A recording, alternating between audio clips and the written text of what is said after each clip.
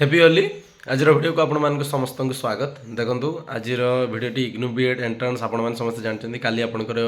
IGNOU BEd entrance अच्छी 16 तारीख तो जो भाई और भौणी मैंने काली एंट्रांस देवाक जाऊँगी तो तांकों किसी मु टिप्स आनी कि आपण मैंने केमती एग्जाम देवे जहाँफल आपंकर mark maximum to maximum score करेंगे आपंकर हबार चांसेस बहुत अधिक रही तो वीडियो को कम्प्लीटली देखिए और लाइक शेयर सब्सक्राइब करने जमार भी भूलिए ना देखो आप तो समस्ते एडमिट कार्ड डाउनलोड कर सारी तथापि जो मैंने एडमिट कार्ड डाउनलोड करना आप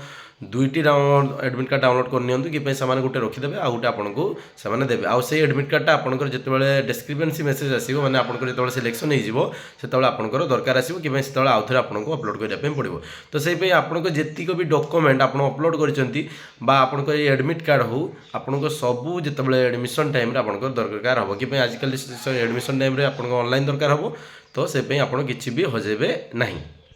तो फास्ट तो गला आपणकर एडमिट कार्ड विषय में कहली तो एबे आपण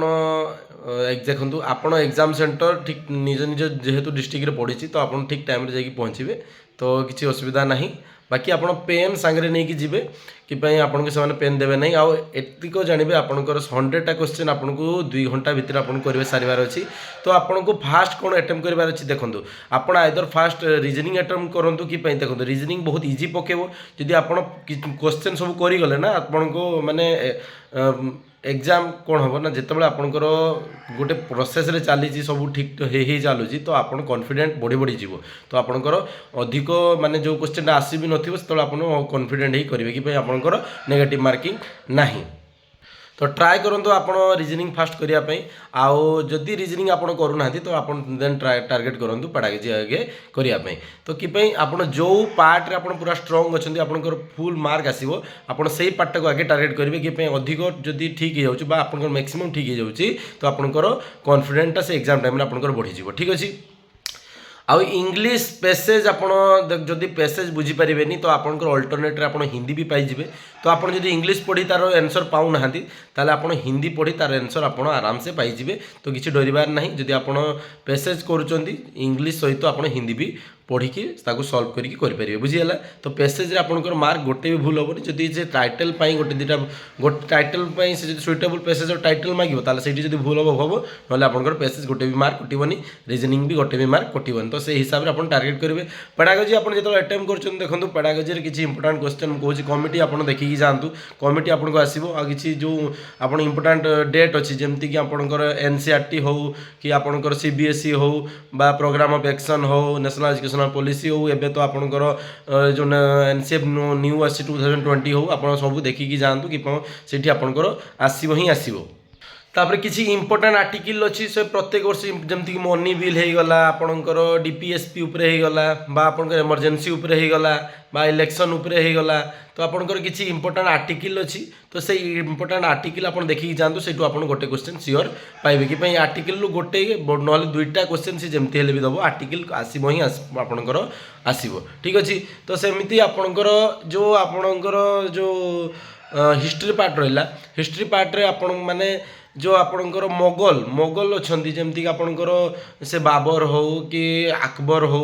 आपणकर जी वार होता बा से मैंने कौन कौन करते से सब देखिकी जी से हूँ आपणकर से क्वेश्चन आपणकर आसो ठीक अच्छे जमती आ रिभर उपरे कहले आपणकर रिभर ओरिजिनेट कौटी जमती आपणकर गंगा हो कि आपणकर महानदी हो तो आपणकर ओरिजिनेट आपणकर कौटी होती इंपोर्टाट अच्छी आप देखिदेकी जी कि आप प्रीवियस ईयर क्वेश्चन सब चेक करेंगे आपणकर से हिसाब से क्वेश्चन दौरान ठीक अच्छे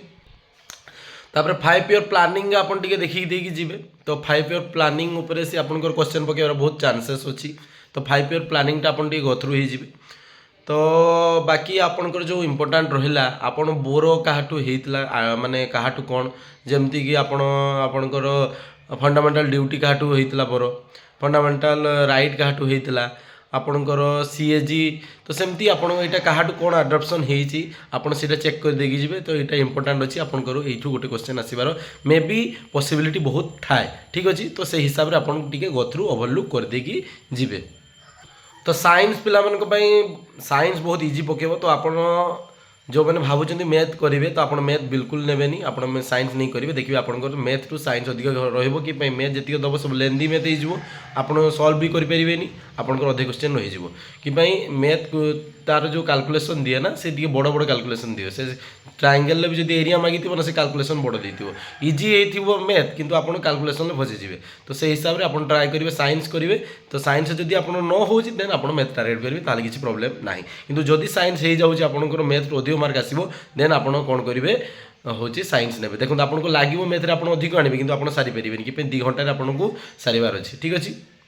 तो एबे भी कहूँ जी आपंकर जीएस पेपर रे 15+ मार्क आने तार सिलेक्शन हम ही हम तो टार्गेट रखिए आप 15+ मार्क आने